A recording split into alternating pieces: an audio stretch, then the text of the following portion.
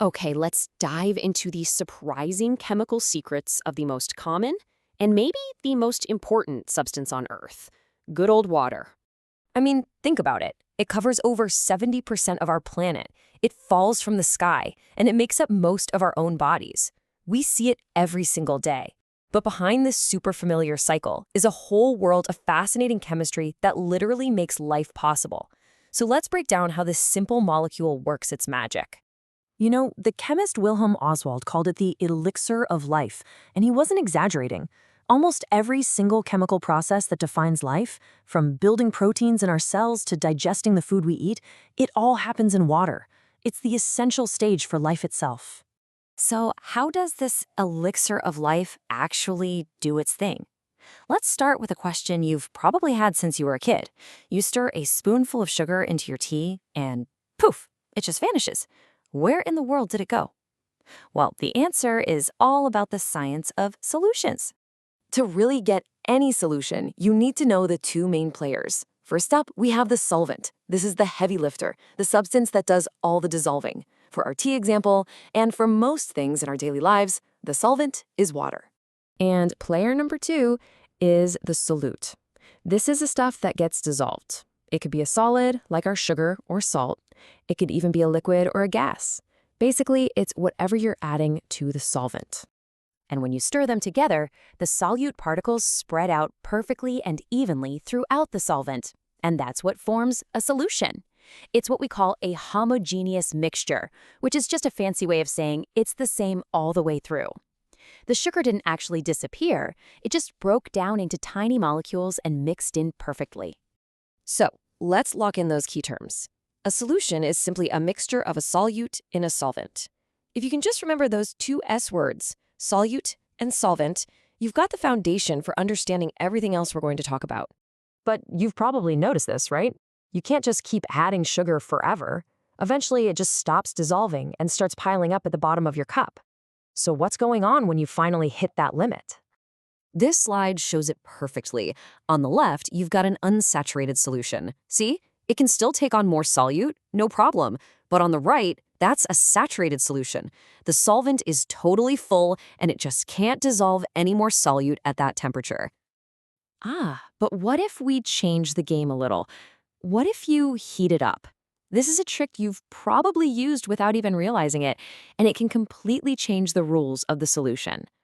This brings us to a really powerful tool in chemistry, the solubility curve. Now, I know it might look a little complicated, but all it really does is show us exactly how much of a substance can dissolve in water as we crank up the heat. Let's make this super simple. Look at the line for KNO3, that's potassium nitrate. Whoa, it shoots way, way up. That means the hotter the water, the more of it you can dissolve. It's actually a key trick for making things like gunpowder. Now, find NaCl, that's just regular table salt. Its line is almost flat. Heating the water barely makes a difference. And then you get the real weirdos, like Na2SO4. Its line actually goes down. It gets less soluble as it gets hotter. So the big takeaway here is that temperature affects every substance differently. Okay, but what about gases? For them, the rule is the complete opposite. Just think about a can of soda. All that carbon dioxide gas that makes it fizzy stays dissolved way better when it's cold and under high pressure. That's exactly why a warm soda goes flat so fast. The gas just can't wait to escape. All right, so we've mastered dissolving things. But can we go backwards? How do you get that solid sugar back out of your tea? Well, the answer is this really beautiful and cool process called crystallization. So when you let a hot, saturated solution cool down, the water suddenly can't hold on to all that extra solute anymore. So what does the excess stuff do? It comes out of the solution, arranging itself into these incredibly perfect, highly organized geometric shapes that we call crystals. They're just stunning. And this isn't just something that happens in a high-tech lab. You can totally do this at home to make rock candy.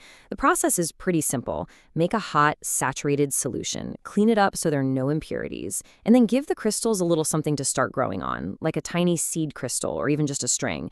Let it cool down really, really slowly, and you'll get these beautiful crystals.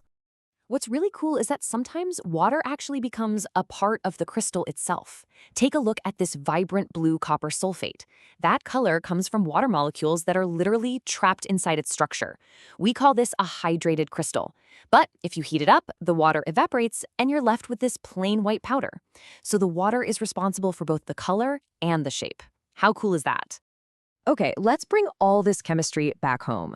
Have you ever been on vacation somewhere and noticed that the soap just refuses to lather up like it does at home? It's super annoying, right? Well, the culprit is something called hard water.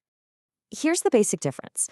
Soft water, like rainwater, is great. It works perfectly with soap, you get tons of lather, but hard water, which has picked up a bunch of minerals flowing through the ground, reacts with soap to create this gross, scummy film instead of nice bubbles. So what is it that actually makes water hard? It all comes down to dissolved mineral salts. Specifically, we're talking about compounds that have calcium and magnesium ions in them. These are the little troublemakers that mess with the soap molecules and stop them from doing their job. Now, there are two types of hardness, and luckily the first one is pretty easy to deal with. It's called temporary hardness, and it's caused by bicarbonates. The fix? You just boil the water. The heat makes those minerals solidify and fall right out of the solution. You know that chalky scale you see inside an old kettle? Yep, that's the leftover temporary hardness. But the other type is permanent hardness, and it's caused by things like chlorides and sulfates. Boiling does absolutely nothing to this stuff.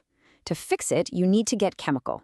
By adding washing soda, you cause a reaction that literally yanks the calcium and magnesium out of the solution. And just like that, you've got soft water. So there you have it. From the sugar dissolving in your drink to making beautiful rock candy, all the way to that pesky mineral buildup in your pipes, it's all governed by the same fundamental principles of water and solutions. The secret chemistry of water is happening all around you all the time. So, what will you see differently now that you know what to look for?